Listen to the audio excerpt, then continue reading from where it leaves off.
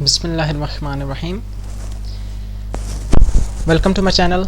Today we are going to discuss an important topic regarding object oriented programming, which is this pointer. So let's start. Every object in C++ has access to its own address through an important pointer called this pointer.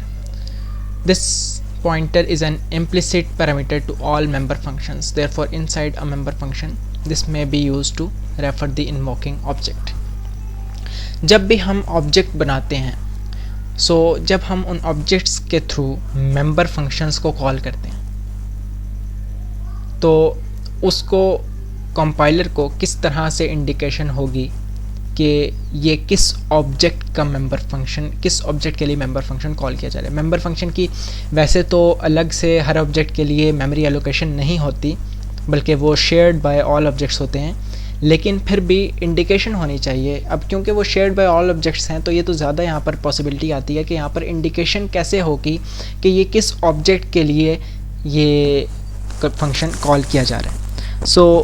उसके लिए this pointer का concept आता है कि जो address होता है उस ऑब्जेक्ट का, वो इंडिकेट करता है कि ये this object, this function refers to this object, कि किस ऑब्जेक्ट के लिए फंक्शन यूज़ किया जा रहा है। उसके पास एक एड्रेस होता है उस ऑब्जेक्ट का, एक पॉइंटर के पास उस ऑब्जेक्ट का एड्रेस होता है और वो दिस पॉइंटर कहलाता है। अभी दिस पॉइंटर इम्प्लिसिट होता है, मीन्स के जब भी हम फंक्शन को कॉल करते हैं तो फंक्शन में अगर 0 पैरामीटर है तो 1 पैरामीटर हो जाएगा इम्प्लिसिटली, ऑटोमेटिकली। और वो 1 पैरामीटर किसका होगा? वो इसके एड्रेस का पैरामीटर होगा, वो पॉइंटर होगा, दिस पॉइंटर, ताकि उसके पता चल सके कि ये किस ऑब्जेक्ट का मेंबर फंक्शन है। इसी तरह से अगर हम 1 पैरामीटर पास करते हैं तो एक और पैरामीटर हो जाएगा, यानी कि 2 पैरामीटर, जिसमें से 1 पैरामीटर किसका होगा?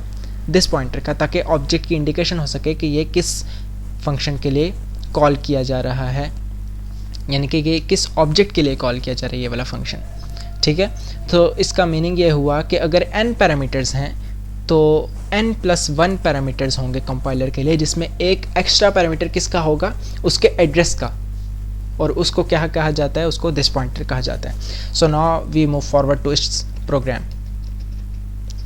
दिस पॉइंटर का एक और भी यूज़ है, वो भी हम प्रोग्राम के थ्रू ज़्यादा बेटर वे में अंडरस्टैंड कर सकते हैं।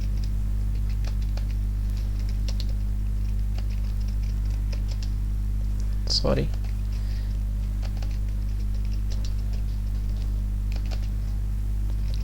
क्लास, स्टूडेंट के क्लास बना लेते हैं और इसमें int ID and int roll number. ये प्राइवेट है। अब हम पब्लिक में एक कंस्ट्रक्टर बनाते हैं और इस कंस्ट्रक्टर को हम एम्प्टी रहने देंगे। इस तरह से भी कोई इशू नहीं है, एग्जीक्यूशन सक्सेसफुल होगी। और अब हम यहाँ पर एक पैरामीटराइज कंस्ट्रक्टर बनाते हैं।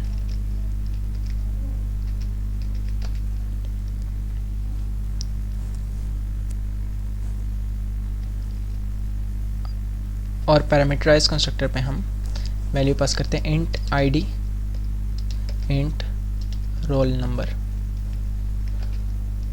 नाउ यू कैन सी कि मैंने पैरामीटर और डाटा मेंबर दोनों के जो डिक्लेरेशन है उसमें आईडी का वेरिएबल जो है उसका नेम है वो आईडी ही रखा है, रोल नंबर का भी सेम रखा है। यहाँ पर भी मुझे दिस पॉइंटर हेल्प करेगा। उसका तरीका ये है कि मैं दिस का कीवर्ड लिखूँगा और उसके बाद एरो ऑपरेटर का यूज़ करूँगा। Arrow operator dash and then जो ग्रेटर देन का साइन है उसको हम जब लिखते हैं तो ये एरो ऑपरेटर की तरह ही बिहेव करता है, ID is equal to ID. अब इस तरीके से क्या होगा कि ये जो आईडी है इसको कंपाइलर ये डाटा मेंबर ही समझेगा और ये जो आईडी है इसको कंपाइलर पैरामीटर ही समझेगा।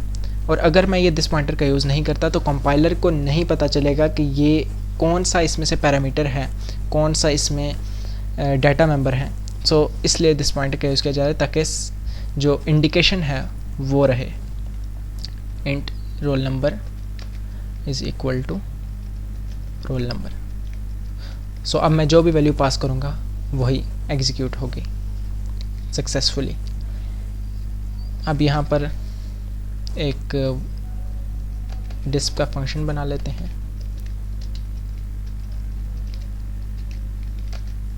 और यहाँ पर ID and then roll number, इसको हम डिस्प्ले कर लेते हैं।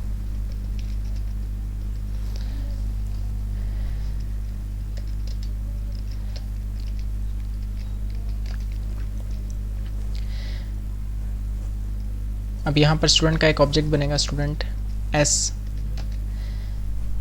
और इस एस में मैं पैरामीटर पास करूँगा ID 2, roll number 45,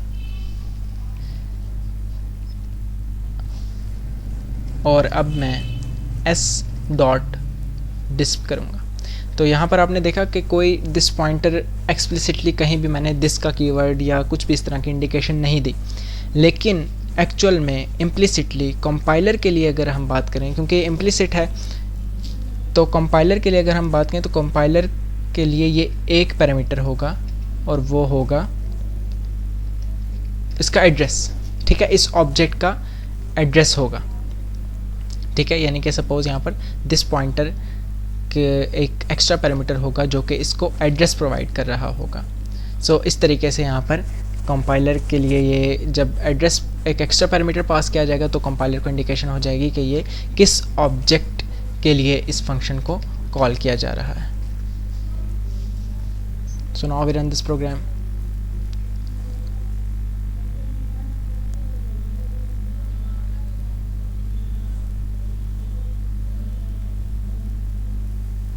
So now you can see 2 and 45. So just यहाँ पर ये एक कॉन्सेप्ट था इसमें, और ये इसमें मेन है जो कि एक्सप्लिसिटली हमने यहाँ पर लिखा हुआ है दिस का कीवर्ड। ठीक है, so that was all for today. If you have still any confusion, you can leave a comment, and if you have understood my video, you can subscribe my channel and don't forget to press the bell icon so you will get the notification of new upcoming videos. That was all for today. Thank you.